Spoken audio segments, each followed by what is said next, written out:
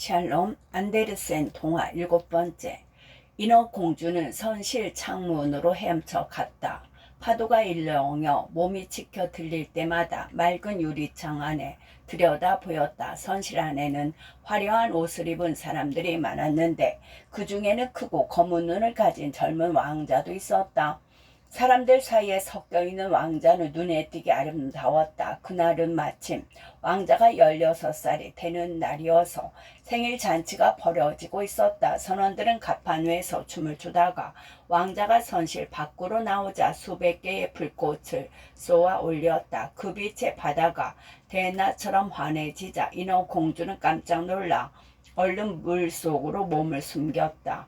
공주가 다시 고개를 내밀었을 때는 불꽃이 금방이라도 쏟아져 내릴 것처럼 하늘을 수놓고 있었다. 이날 공주는 지금까지 한 번도 불꽃 놀이를 본 적이 없었다.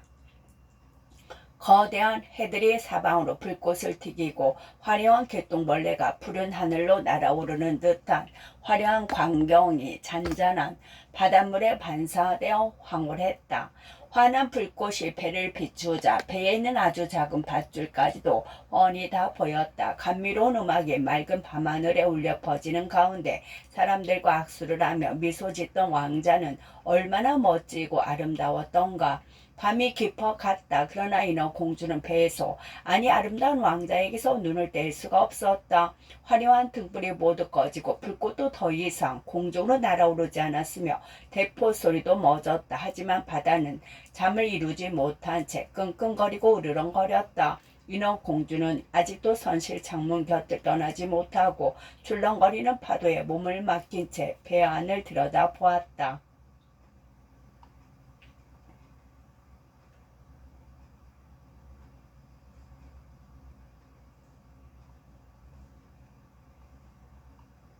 잠시 후 돛이 활짝 펴지고 웅장한 배가 속도를 내기 시작했다. 그때 파도가 점점 거칠어지더니 검은 구름이 하늘을 덮고 멀리서 번개가 쳤다. 곧 어마어마한 폭풍이 불어 닥칠 기세였다. 선원들은 재빨리 돛을 접어 올리기 시작했다. 거대한 배는 울부짖는 바다를 계속 달렸다. 파도가 산처럼 높게 일어 금방이라도 돛대를 덮칠 것 같았지만 배는 백조처럼 높은 파도 사이에 가라앉았다가 파도를 타고 높이 치솟곤 했다. 인어공주에게는 이런 광경이 재밌는 놀이처럼 보였다. 하지만 선원들에게는 그렇지 않았다. 마침내 배가 신음소리를 내며 삐걱거리기 시작했다. 두꺼운 선판이 강한 물살에 부서지고 큰 돛대가 갈대처럼 힘없이 부러졌다.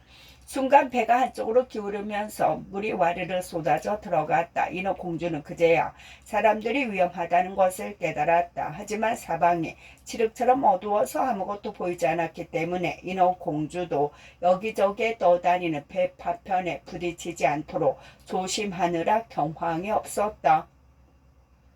그때 다시 번개가 치면서 사방이 환하게 드러났다. 선원들은 침몰하려는 배를 지키려고 안간힘을 쓰고 있었다. 하지만 왕자는 보이지 않았다. 인어공주는 그때서야 배가 두 동강이 날 때 왕자가 깊은 바닷속으로 가라앉던 광경이 떠올랐다. 인어공주는 이제 왕자와 함께 있게 될 것이라는 생각이 들자 몹시 기뻤다.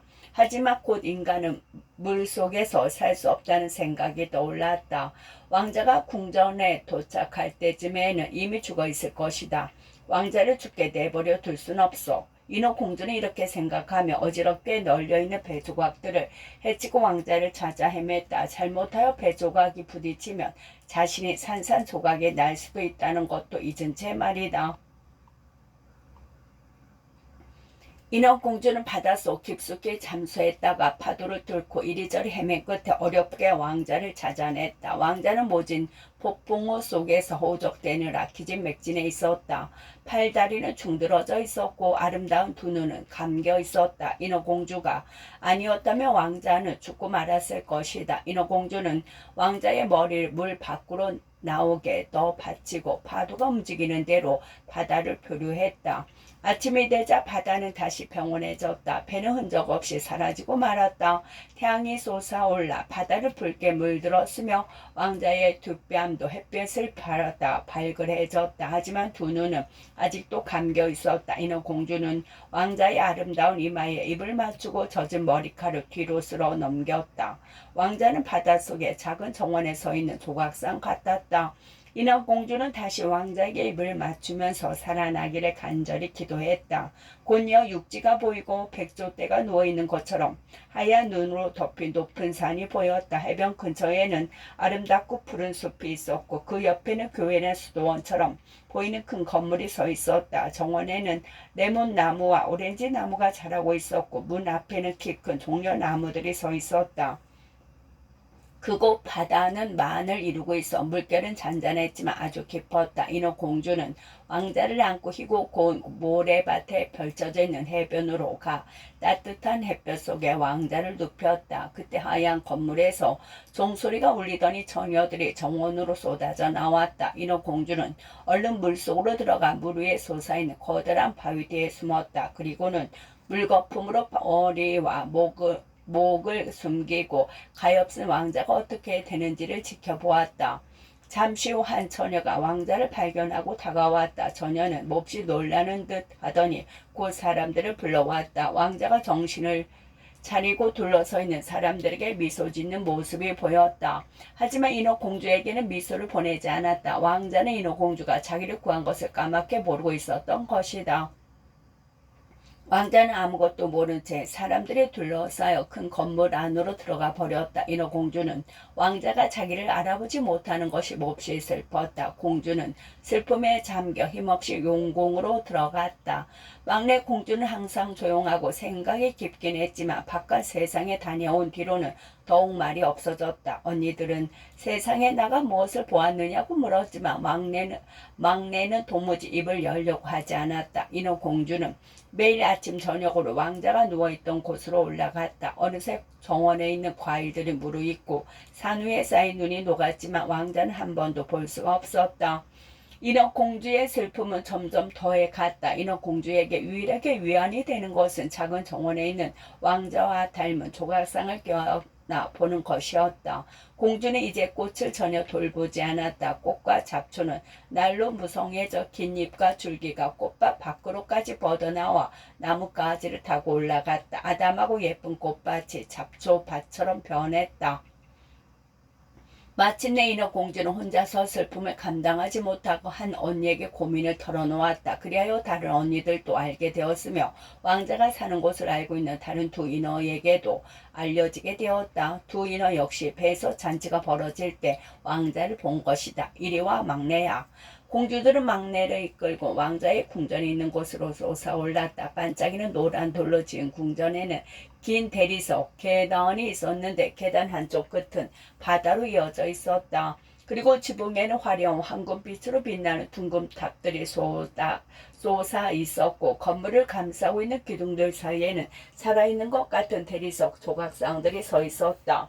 수정같이 투명하고 높다란 유리창을 통해 화려한 방들이 보였다. 값비싼 커튼, 벽걸이 아름다운 그림이 걸려있는 방과 햇살을 받아 천장까지 치솟은 분수가 영롱하게 반짝이고 아름다운 꽃들이 피어있는 큰 홀은 참으로 아름다웠다. 이제 왕자의 궁전이 있는 곳을 알게 된 인어 공주는 날마다 궁전 근처에서 밤을 지새웠다. 인어 공주는 언니들보다 훨씬 더 육지 가까이로 헤엄쳐 가곤 했다.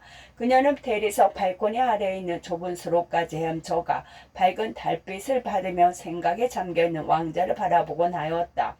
인어 공주는 또 왕자가 음악을 들으며 푸른 골풀 사이로 보트를 타는 것도 엿보았다. 공주의 은빛에 긴 머리카락이 바람에 휘날리는 것을 볼 때면 사람들은 날개를 퍼떡이는 백조라고 생각했다. 인어 공주는 횃불을 켜고 바다에 나와 고기 잡는 낚시꾼들이 왕자의 선행에 대해 얘기할 때면 그런 마음 착한 왕자를 구한 것이 기뻤다. 왕자가 평화로운 모습으로 자신의 품에 누워있던 모습과 왕자의 모습에 넋을 잃고 열렬히 입을 맞추었던 순간을 잊을 수가 없었다. 하지만 왕자는 그 사실을 전혀 몰랐으며 꿈속에서도 인어 공주를 본 적이 없었다. 인어 공주는 점점 사람이 좋아졌다. 바닷속까지 훨씬 더 넓은 사람들의 세계에서 살고 싶었다. 사람들은 배를 타고 바다 위를 마음대로 다닐 수 있고 구름보다 높은 산에도 오를 수 있지 않은가. 그리고 그들이 가지고 있는 육지와 숲과 들판은 얼마나 광활하고 아름다운가. 인어 공주는 세상에 대해 알고 싶은 것이 아주 많았으나 언니들은 공주가 묻는 것마다 다 대답해 주지는 못했다. 그래서 인어 공주는 바다 위 세상을 잘 알고 있는 할머니에게 물었다. 사람들이 물에 빠져도 죽지 않으면 영원히 살 수 있나요? 아니면 바닷속에 사는 우리처럼 언젠가는 죽게 되나요? 그들도 죽는단다. 우리보다 생명이 훨씬 더 짧지. 우리는 300년까지도 살 수 있지. 우리에겐 부덤도 없고 죽으면 물거품으로 변하지만 말이야. 우리는 불멸의 영혼이 없기 때문에 다시는 생명을 얻지 못한단다. 우리는 해초와 같아서 일단 꺾이면 다시는 살아나지 못하지. 하지만 인간은 다르단다. 인간은 죽어서 흙이 된 후에도 영원히 사는 영혼을 가지고 있지. 영혼은 맑은 공기를 뚫고 반짝이는 별들 너머로 간단다. 우리가 물 위에 떠올라 인간 세계를 보듯이 인간들은 우리를 알지 못하는 미지의 찬란한 곳으로 올라가지. 우리에게 왜 불멸의 영혼이 없나요? 단 하루만이라도 인간이 되어 별 너머에 있는 찬란한 세계에 가볼 수 있다면 제 목숨을 줘도 아깝지 않겠어요. 인어공주는 애처롭게 말했다. 그런 생각을 하면 안 된단다. 우리는 인간들보다 훨씬 더 행복하고 훨씬 더 풍요롭게 살고 있단다. 제가 죽으면 물거품이 되어 바다 위를 떠다니겠죠. 파도가 연주한 음악 소리도 듣지 못하고 아름다운 꽃과 붉은 해도 보지 못하겠죠. 어떻게 하면 영혼을 얻을 수 있나요? 영혼을 얻기 위해 네가 할 수 있는 일은 없단다. 하지만 인간이 자기 부모보다도 널 더 사랑하게 돼 오직 너만을 생각하고 사랑한다면 가능하지. 그 사람이 신부 앞에서 죽어서나 살아서나 진실로 너를 사랑하겠다고 약속하면 그의 영혼이 네 몸속으로 흘러들어가 인간의 축복과 행복을 함께 누릴 수 있단다.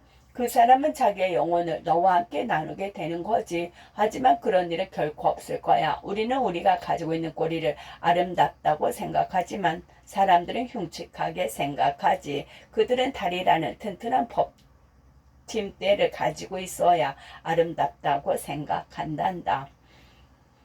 인어 공주는 한숨을 쉬며 슬픈 얼굴로 자기의 꼬리를 바라보았다. 자규, 내렴, 우린 300년 동안이나 살 수 있잖니. 그건 참으로 긴 시간이란다. 그 후에는 더 편히 쉴 수 있단다. 오늘 저녁에 궁중 무도회를 열자꾸나. 할머니가 손녀를 달래며 말했다. 바닷속 무도회는 사람들이 상상도 할 수 없을 정도로 화려했다. 투명한 수정으로 되어 있는 벽과 천장, 장미처럼 붉거나 풀처럼 푸른 빛이 도는 조가비들. 무도회장은 조가비에서 나오는 푸른 빛으로 대나처럼 환했다. 자줏빛, 은빛, 금빛으로 반짝이는 크고 작은 물고기들이 수정으로 된 벽을 스쳐 헤쳐 다니는가 하면 무도회장 가운데는 넓은 시내가 흘렀다. 인어들은 바로 이곳에서 달콤하고 아름다운 노래를 부르며 춤을 추었다. 인어들의 목소리는 인간과 비교할 수 없을 정도로 곱고 아름다웠다. 그 중에서도 막내 인어 공주의 목소리가 제일 아름다웠다. 물고기와 인어들은 손과 꼬리를 흔들어 인어 공주에게 열렬한 박수를 보냈다. 인어 공주는 이 세상에서 가장 아름다운 목소리를 가지고 있다는 사실이 즐거웠다. 하지만 그것은 잠시뿐이었다.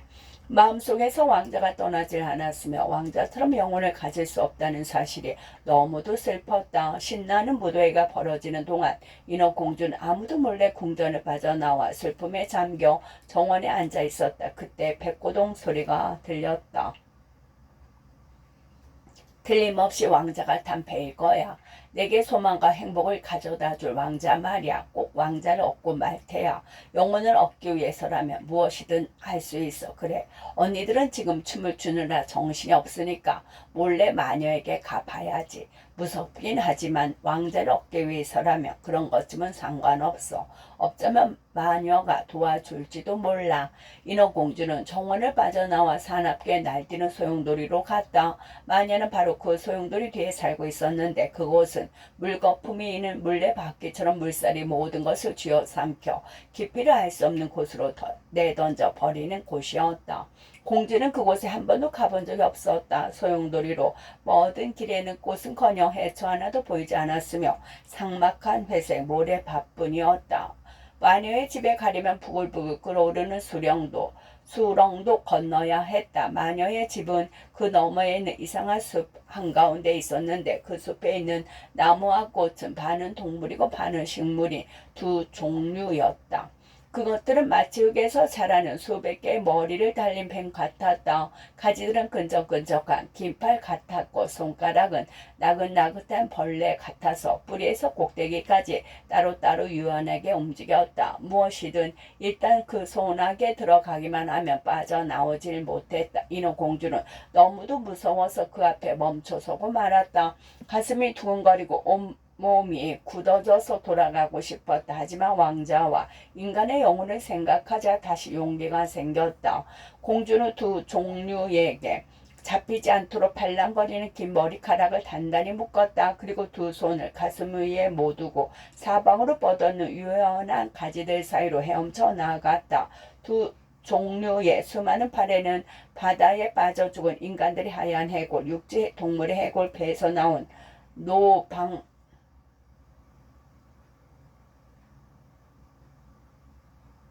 노방향타 상자 두 종류가 목졸라 죽인 작은 여자 인어 등에 끼어 있었다. 그렇게 무시무시한 광경은 처음이었다. 이윽고 거대한 늪지가 나왔다. 크고 살찐 물뱀들이 술렁 속에서 이리저리 뒹굴면서 흉측한 황갈색 몸을 드러내고 있었다. 늪지 한가운데는 난파당한 인간들의 해골로 지은 집이 서 있었는데 바로 마녀가 사는 집이었다. 마녀는 사람들이 카나리아에게 먹이를 주듯이 손에 모이를 담아 두꺼비에게 먹이고 있었다. 그리고 징그럽게 생긴 물뱀들을 아가라고 부르며 자신의 가슴으로 기어다니게 내버려 두었다. 인어 공주를 보자 마녀가 말했다. 네가 뭘 원하는지 알지? 그건 어리석은 짓이야. 하지만 넌 네 고집대로 할 테고 결국은 후회하게 될걸. 꼬마 공주님. 그래도 네 꼬리를 없애고 인간들처럼 걸어 다닐 수 있는 두 개의 다리를 갖고 싶겠지. 그 젊은 왕자의 불멸의 영혼을 얻기 위해서 말이야. 그리고 나서 마녀는 소름이 돋을 정도로 기분 나쁘게 큰 소리로 웃어댔다. 그 바람에 마녀에게 붙어있던 두꺼비와 뱀들이 땅바닥에 떨어져 여기저기 꿈틀거렸다. 아무튼 때맞춰 잘 왔다. 내일 해가 떠오르면 1년 동안은 널 도울 수 없을 테니까 말이야. 물약을 만들어 줄 테니 그걸 가지고 내일 해가 뜨기 전에 육지로 올라가 마시거라. 그러면 네 꼬리가 줄어들어 인간의 다리로 변할 거야. 날카로운 칼날이 몸을 뚫는 것처럼 고통스러웠겠지만 사람들이 네 모습을 보면 황홀해서 넋이 나갈 거야. 하지만 걸음을 옮길 때마다 날카로운 칼날을 걷는 듯한 고통을 참아야 하지. 그래도 괜찮다면 도와주마. 괜찮아요. 어떤 고통도 참겠어요. 인어공주는 왕자와 불멸의 영혼을 생각하며 떨리는 음성으로 말했다. 하지만 잘 생각해봐라. 인간의 몸을 얻으면 다시는 인어가 될 수 없단다. 다시는 네 언니들과 아버지가 사는 왕궁으로 내려올 수 없어. 그리고 왕자가 자기 부모를 포기하고 진정으로 널 사랑하지 않는다면 어떤 영혼도 얻을 수 없지. 결국 네 심장은 산산이 부서서 물거품이 되고 말아. 그래도 괜찮아요. 인어공주는 배지장처럼 얼굴이 하얘지며 말했다. 한 가지 조건이 있어. 그건 결코 쉬운 게 아니지. 넌 이곳에서 가장 아름다운 목소리를 가지고 있으니까 그 목소리로 왕자를 홀릴 수 있다고 생각하겠지. 하지만 물약을 얻으려면 그 값으로 목소리를 내놓아야 해.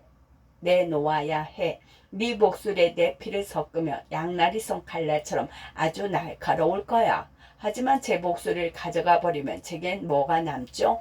아름다운 모습이지 우아한 걸음걸이, 그윽한 두 눈, 이것으로도 인간의 마음을 충분히 사로잡을 수 있어. 아직도 그럴 용기가 있니? 자, 네 작은 혀를 내밀렴. 잘라야 하니까. 그러면 약효가 좋은 물약을 얻게 될 거야.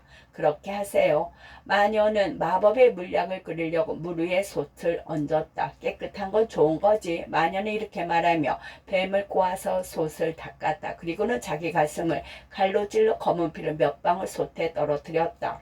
그러자 끔찍한 형상을 그리며 김이 무럭무럭 솟아올랐다. 마녀가 솥에 다른 것을 집어넣을 때마다 솥은 악어가 우는 듯한 괴상한 소리를 내며 끓어올랐다. 드디어 물약이 완성되었다. 약은 아주 맑은 물 같았다. 자, 이제 네 혀를 다오. 마녀는 인어공주의 혀를 싹둑 잘랐다. 이제 인어공주는 벙어리가 되어버렸다. 다시는 노래를 부를 수도 말을 할 수도 없었다. 숲을 빠져나갈 때 두 종류들이 널 잡으려고 하면 이 물약을 몇 방울 떨어뜨리렴. 그러면 두 종류들의 발다리가 산산조각이 날 거야. 그러나 인어공주는 그럴 필요가 없었다. 두 종류들은 인어공주가 손에 든 반짝이는 물약을 보자 겁에 질려 몸을 움츠렸다. 그래서 숲과 늪과 소용돌이 숲을 쉽게 빠져나올 수 있었다. 아버지와 언니들이 있는 왕궁 무도회장 불빛은 이미 꺼져 있었고 모두들 잠이 든 듯 고요했다. 하지만 인어공주는 이제 벙어리가 되어 말을 할 수가 없었기 때문에 그들을 만나러 갈 엄두가 나지 않았다. 이제 떠나면 영원히 그들을 볼 수 없으리라. 이런 생각을 하자 가슴이 찢어지는 것 같았다. 인어공주는 살그머니 정원으로 들어가 언니들의 꽃밭에서 꽃 한 송이씩을 꺾었다. 그리고는 궁전을 향해 수천 번이나 기스를 보낸 후 검푸른 물 위로 떠올랐다. 아침에는 취침 중이었지만 달빛은 휘황찬란했다. 인어공주는 왕자가 사는 궁전의 아름다운 대리석 계단으로 다가가 마법의 물약을 마셨다. 양날이 달린 날카로운 칼이 몸을 뚫고 지나가는 것 같았다. 인어공주는 너무나 고통스러워 그만 정신을 잃고 말았다. 정신을 차렸을 때는 해가 바다 위로 높이 떠올라 있었다. 날카로운 고통이 온몸을 휘저었다. 인어공주는 천천히 눈을 떴다. 그런데 바로 눈앞에 아름다운 왕자가 서 있지 않은가. 왕자는 새까만 눈으로 인어공주를 걱정스럽게 내려다보고 있었다. 인어공주는 부끄러워서 눈을 내리깔았다. 그 순간 꼬리 대신 소녀들 다리처럼 희고 아름다운 두 다리와 발이 보였다. 하지만 완전히 벌거벗은 채였다. 인어공주는 너무 부끄러워 얼른 긴 머리카락으로 몸을 가렸다. 왕자는 공주에게 누구인지 어디서 왔는지를 물었다. 하지만 인어공주는 슬픈 표정으로 왕자를 바라볼 뿐이었다. 혀가 잘린 공주는 말을 할 수 없었던 것이다. 왕자는 인어공주를 궁전으로 데리고 갔다. 걸음을 옮길 때마다 마녀의 말처럼 뾰족한 바늘과 날카로운 칼 위를 걷는 것처럼 고통스러웠다. 하지만 인어공주는 꾹 참으며 왕자의 손에 이끌려 거품처럼 가볍게 걸음을 옮겼다. 인어공주를 본 사람들은 날아갈 듯이 가볍고 우아한 공주의 걸음걸이에 모두 단복했다. 궁전에 도착한 인어공주에게는 값비싼 비단과 모슬린 옷이 입혀졌다. 공주는 궁전에서 제일 아름다웠다. 하지만 벙어리였기 때문에 노래를 부르지도 말을 하지도 못했다. 곧이어 인어공주를 환영하는 화려한 무도회가 열렸다. 비단과 황금으로 지장한 시녀들이 나와 노래를 불렀는데 한 시녀가 특히 노래를 잘했다. 왕자는 그 시녀에게 미소를 보내며 박수를 쳤다. 그 모습을 본 인어공주는 가슴에 메어질 듯 슬펐다. 아, 왕자님, 곁에 있으려면 내 아름다운 목소리를 영원히 버렸다는 걸 알아주기만 한다면. 이번에는 시녀들이 아름다운 음악에 맞추어 깜찍한 요정들처럼 춤을 추었다. 인어공주도 눈부시게 하얀 팔을 들어올리고 마룻바닥의 발끝에 서서 아름답게 춤을 추었다. 인어공주의 아름다운 동작과 두 눈빛은 시녀들의 노래보다 더 감동적이었다. 사람들은 인어공주의 춤에 넋을 잃었다. 왕자 역시 공주의 모습에 넋을 빼앗겼다. 인어공주는 발이 바닥에 닿을 때마다 날카로운 칼 위를 걷는 것처럼 고통스러웠지만 왕자를 기쁘게 하려고 더 열심히 춤을 추었다. 왕자는 인어공주에게 영원히 자기 곁에 있어 달라고 하면서 벨벳 쿠션이 깔린 옆방에서 자라고 했다. 그는 인어공주에게 승마복을 입혀 말에 태고 숲을 달리기도 했다. 그럴 때면 작은 새들이 푸른 나뭇잎들 사이에서 날아올랐고 초록의 풀들은 그윽한 향기를 풍겼다. 왕자는 공주를 데리고 높은 산에 오르기로 했다. 인어공주의 연약한 발에서는 피가 흘렀지만 공주는 오히려 유쾌하게 웃으며 새떼와 같은 구름이 내려다 보이는 먼 곳까지 왕자를 따라 나서곤 했다. 그리고 사람들이 모두 잠든 밤이면 넓은 대리석 계단을 내려와 차가운 바닷물 속에 발을 담궜다. 그러면 타는 듯이 뜨거운 발이 시원해지고 저 바닷속 깊은 곳에 있는 용궁 생활이 그리웠다. 어느 날 밤 인어공주가 여느 때처럼 물에 발을 담그고 있는데 귀에 익은 노래소리가 들렸다. 언니들이었다. 언니들은 서로 손을 잡고 구슬프게 노래를 부르며 물 위로 떠올랐다. 인어공주가 언니들에게 손짓하자 언니들은 인어공주를 알아보고 반가워서 어쩔 줄을 몰라 했다. 그러고는 인어공주가 떠나버려서 얼마나 마음이 아픈지 모른다고 얘기했다. 그 뒤 언니들은 매일 밤 그녀를 찾아와 단번은 여러 해 동안 바다 위로 올라온 적이 없는 늙은 할머니와 아버지도 먼 발치에 와 있는 것이 보였다. 할아버지와 아버지는 인어공주를 향해 손만 흔들 뿐 언니들처럼 육지 가까이까지 오지는 않았다. 시간이 지남에 따라 왕자에 대한 인어공주의 사랑은 더해갔다. 왕자도 인어공주를 사랑했다. 하지만 인어공주에 대한 왕자의 사랑은 어린아이에 대한 사랑과 같은 것이었으며 인어공주를 왕비로 맞는 일은 상상도 하지 않았다. 참으로 큰일이었다. 왕자가 다른 여자와 결혼하면 인어공주는 영혼도 얻지 못하고 물거품이 되어 바다 위로 떠돌아다니리라. 왕자님은 나를 제일 사랑하지 않나요? 왕자가 인어공주의 팔에 안고 고니마에 입맞출 때면 공주의 눈빛은 이렇게 묻는 것 같았다. 그래, 넌 누구보다도 사랑스럽단다. 넌 마음씨가 아름답고 내게 제일 헌신적이지. 언젠가 보았던 소녀와 꼭 닮았어. 다시는 만나지 못할 그 소녀와 말이야. 그때 나는 배를 타고 있다가 남파당의 파도에 휩쓸려 바다에 밀려왔지. 신성한 교회가 있는 근처였어. 그 교회에서 예배를 본 아가씨 중 제일 어린 아가씨가 해변에 기절해 있는 나를 발견하고 구해 주었어. 그 아가씨를 2번 보았는데 이 세상에서 내가 사랑하는 사람은 그 아가씨뿐이란다. 넌 그 아가씨를 빼닮았어. 너를 보면 그 아가씨가 생각나. 아가씨는 아마도 그 교회 사람일 거야. 행운의 신이 너를 내게 보낸 거지. 우린 절대로 헤어지는 일이 없을 거야. 아, 내가 당신의 생명을 구해준 바로 그 소녀예요. 왕자님, 인어공주는 속으로 말했다. 전 당신을 바다에서 교회에 있는 숲으로 옮겨놓고 사람들이 도와주는 것을 숨어서 지켜보았어요. 그때 예쁜 처녀가 당신을 도와주었지요. 당신은 저보다 그 처녀를 더 사랑하시죠. 인어공주는 깊이 한숨을 내쉬었지만 눈물을 흘릴 수가 없었다. 그래, 그 처녀는 성스러운 교회당에 속해 있다고 했으니까 이 세상에 나오는 일은 없을 테고 다시는 왕자님과 만나지 못할 거야. 하지만 넌 이렇게 왕자님 곁에 매일 지켜보고 있어. 내가 왕자님 돌볼 거야. 왕자님을 위해 내 생명을 바치겠어. 곧이어 왕자가 이웃 나라의 공주와 결혼한다는 소문이 들렸다. 왕자는 그저 그 나라 왕을 방문할 것이라고 발표했지만 사실 그 나라 공주를 보러 가는 것이었다. 많은 수행원들이 왕자와 함께 떠날 예정이었다. 인어공주는 미소를 지으며 고개를 저었다. 인어공주는 왕자의 마음속을 누구보다도 잘 알고 있었기 때문이다.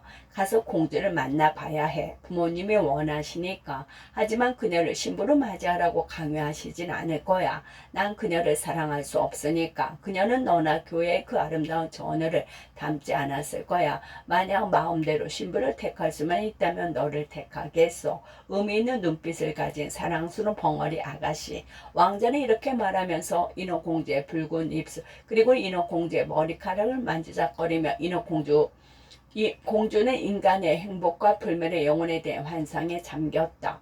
넌 바다를 무서워하지 않지. 벙어리 아가씨. 이웃 나라를 가려면 화려한 배에 올라탈 때 왕자가 인어공주에게 말했다.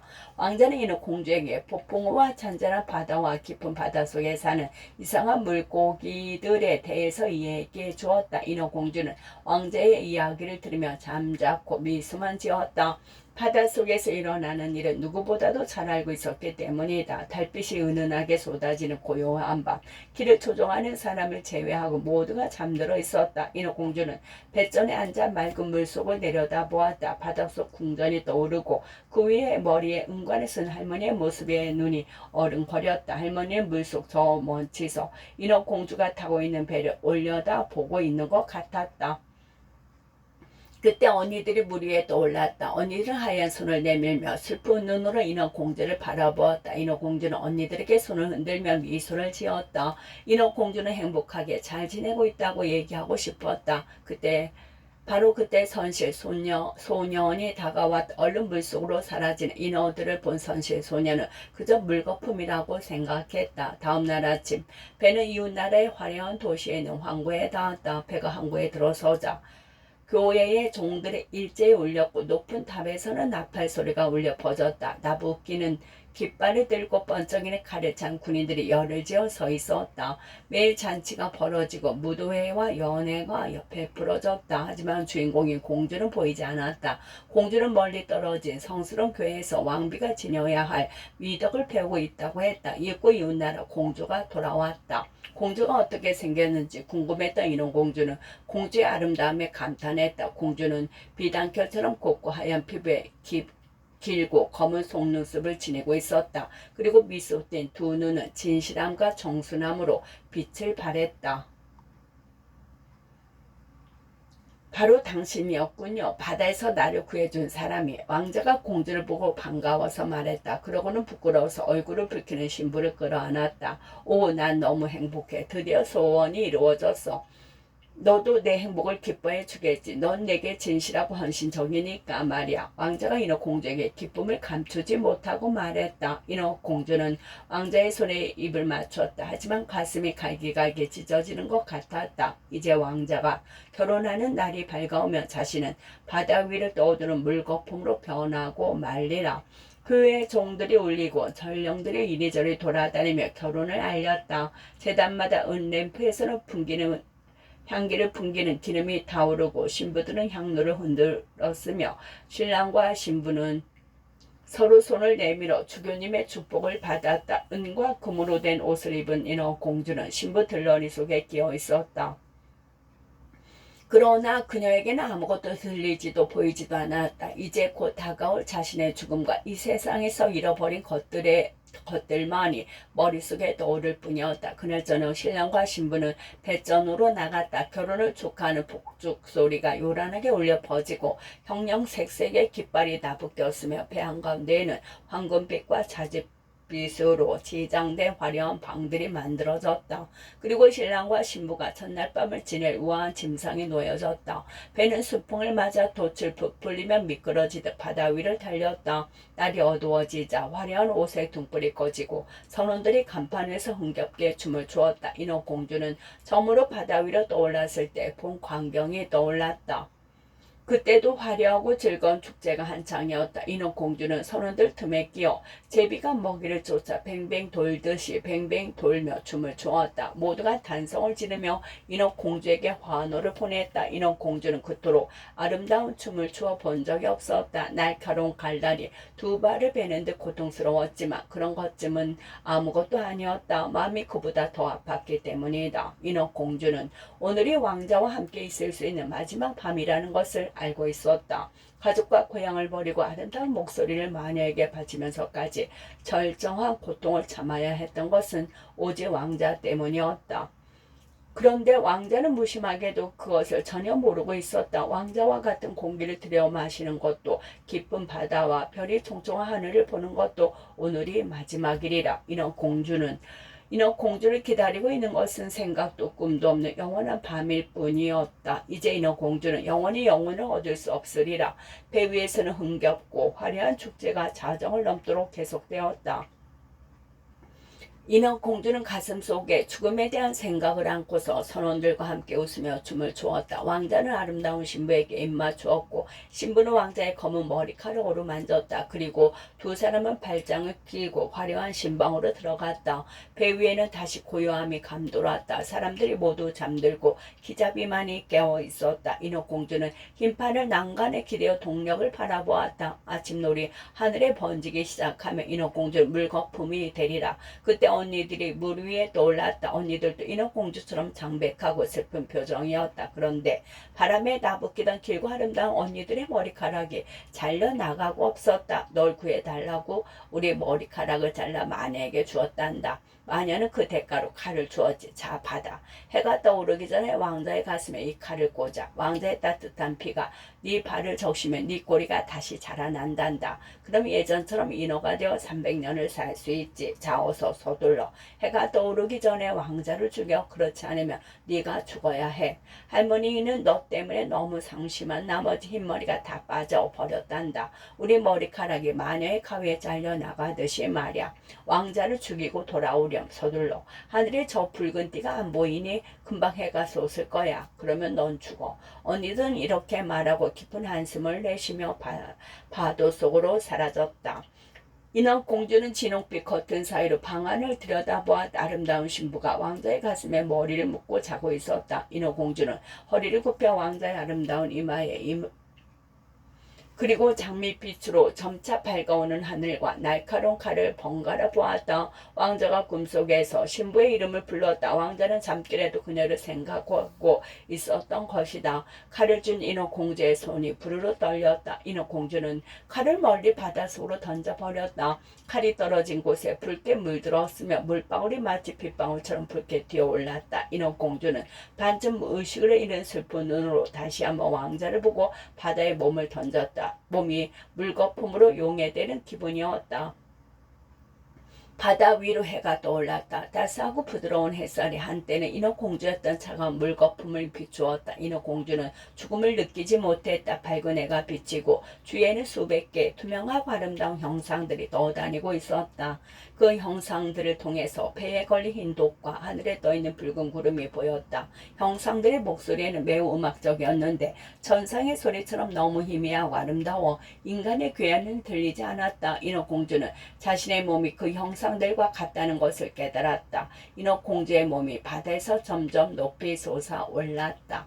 여기가 어디예요? 인어공주가 물었다. 인어공주의 목소리는 다른 형상들의 목소리와 같이 천상의 소리처럼 감미롭고 아름다웠다. 땅 위의 음악이 아무리 아름답다 해도 그 소리를 흉내낼 수는 없었다. 형상 중 하나가 대답했다.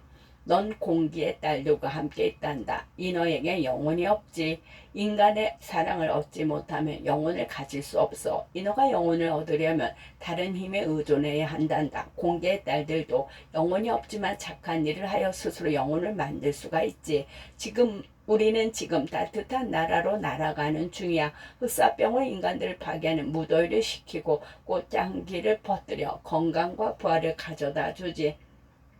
300년 동안 착하게 살면 불멸의 영혼을 얻어 인간들이 누리는 행복을 누릴 수 있단다. 가련한 인어공주야. 넌 온 마음을 다해 우리처럼 영혼을 얻으려고 노력했어. 뼈를 깎는 고통을 겪으면서 말이야. 그 고통이 너를 공개의 정령들 세계로 끌어올린 거야. 이제부터 300년 동안 착하게 살면 불멸의 영혼을 얻을 수 있단다.